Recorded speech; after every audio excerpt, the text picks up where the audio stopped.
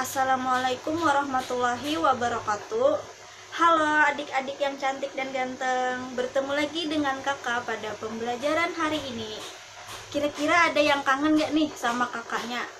Atau sama pembelajaran kimianya?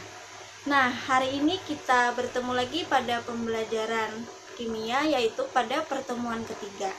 Hari ini kita akan membahas tentang larutan elektrolit dengan larutan non-elektrolit. Tetap semangat ya adik-adik dalam belajar kimianya. Semangat guys. Sebelumnya kita telah belajar tentang ikatan kimia. Nah, dalam ikatan kimia itu ada dua ikatan yang kita ketahui, yaitu ikatan ion dengan ikatan kovalen.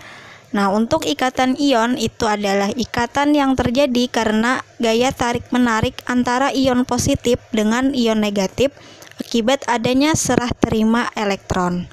Kemudian ikatan kovalen itu adalah ikatan yang terjadi karena penggunaan bersama pasangan elektron.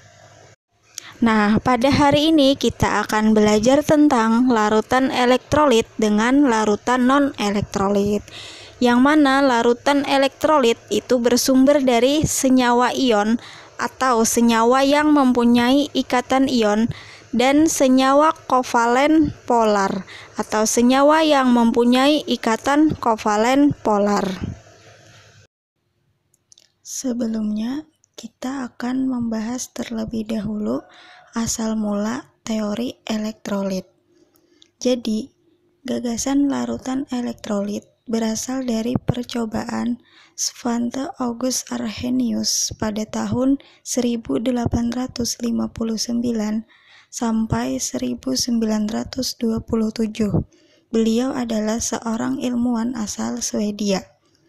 Menurut Arrhenius, zat elektrolit dalam larutannya akan terurai menjadi partikel-partikel yang berupa atom yang bermuatan listrik yang dinamakan ion.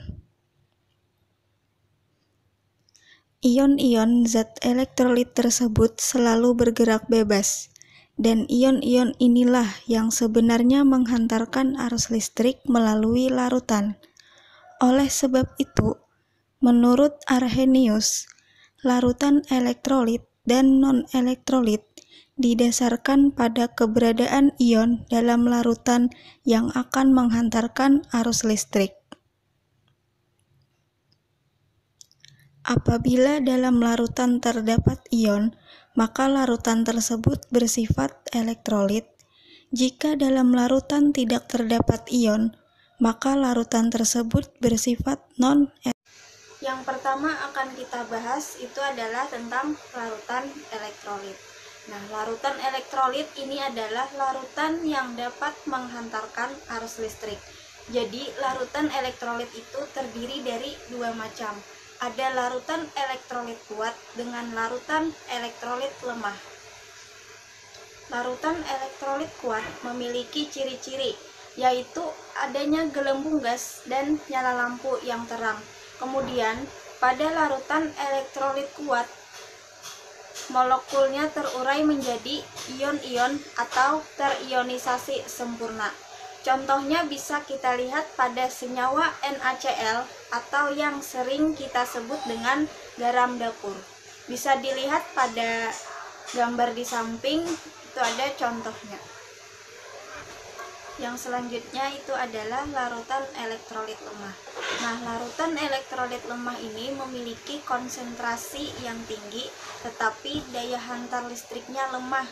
Hal ini karena tidak semua molekulnya terurai menjadi ion-ion atau ionisasinya tidak sempurna, sehingga di dalam larutan itu hanya sedikit ion-ion yang dapat menghantarkan arus listrik. Contohnya pada larutan elektrolit lemah itu adalah larutan cuka atau CH3COOH. Jadi, ciri-ciri untuk larutan elektrolit lemah itu adalah munculnya gelembung gas dan nyala lampu yang redup atau hanya muncul gelembung gas saja, yang berarti larutan tersebut memiliki daya hantar yang lemah. Contohnya bisa dilihat pada gambar di samping. Selanjutnya adalah larutan non-elektrolit. Pada larutan non-elektrolit, molekulnya tidak terionisasi dalam larutan, sehingga tidak ada ion-ion yang bermuatan yang dapat menghantarkan arus listrik. Contohnya bisa kita lihat pada air murni, urea, dan glukosa. Pada gambar di samping, kita bisa lihat ada uji elektrolit pada larutan gula. Nah, ternyata tidak muncul gelembung gas dan lampu tidak menyala. Dengan demikian, larutan gula itu tidak dapat menghantarkan arus listrik.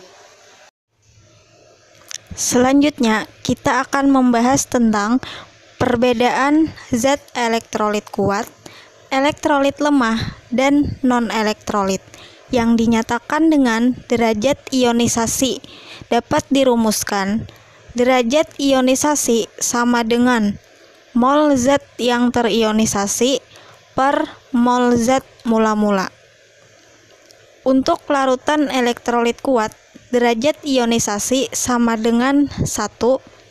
Elektrolit lemah, derajat ionisasi lebih dari 0 dan kurang dari 1.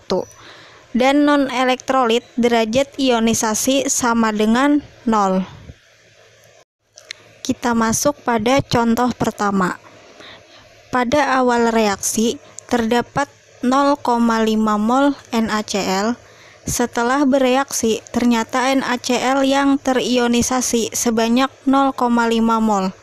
Maka besarnya derajat ionisasi untuk NaCl adalah, langkah pertama, kita menuliskan reaksi ionisasinya terlebih dahulu, yaitu NaCl menjadi Na positif ditambah Cl negatif. Kemudian kita masukkan rumusnya, derajat ionisasi sama dengan mol zat yang terionisasi per mol zat mula-mula. Kemudian mol zat yang terionisasi tadi sama dengan 0,5 mol per mol zat mula-mulanya 0,5 mol, sehingga derajat ionisasinya sama dengan 1. Nah, sudah dapat untuk derajat ionisasi NaCl adalah 1. Dengan demikian, NaCl itu adalah elektrolit kuat. Selanjutnya, contoh yang kedua. Pada awal reaksi, terdapat 0,3 mol HCOOH. Setelah bereaksi, ternyata HCOOH yang terionisasi sebanyak 0,15 mol.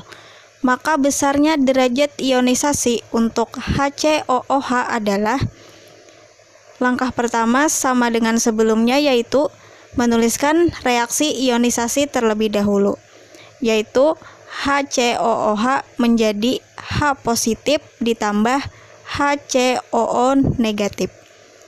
Rumusnya, derajat ionisasi mol zat yang terionisasi per mol zat mula-mula. Mol zat yang terionisasi tadi adalah 0,15 mol per mol zat mula-mula 0,3 mol, sehingga derajat ionisasinya adalah 0,5. Dengan demikian, HCOOH itu merupakan elektrolit lemah. Baiklah, sampai di sini dulu pembelajaran kita hari ini. Jangan lupa di rumah bisa pelajari kembali materi-materi yang sudah kakak sampaikan, dan jangan lupa juga untuk mengerjakan tugasnya. Kemudian, untuk pengumpulan tugas, usahakan dikumpul sesuai waktu yang ditentukan dan jangan telat ya. Nah, baiklah, kakak tutup dulu pembelajaran hari ini. Sampai bertemu pada pertemuan selanjutnya. Wassalamualaikum warahmatullahi wabarakatuh.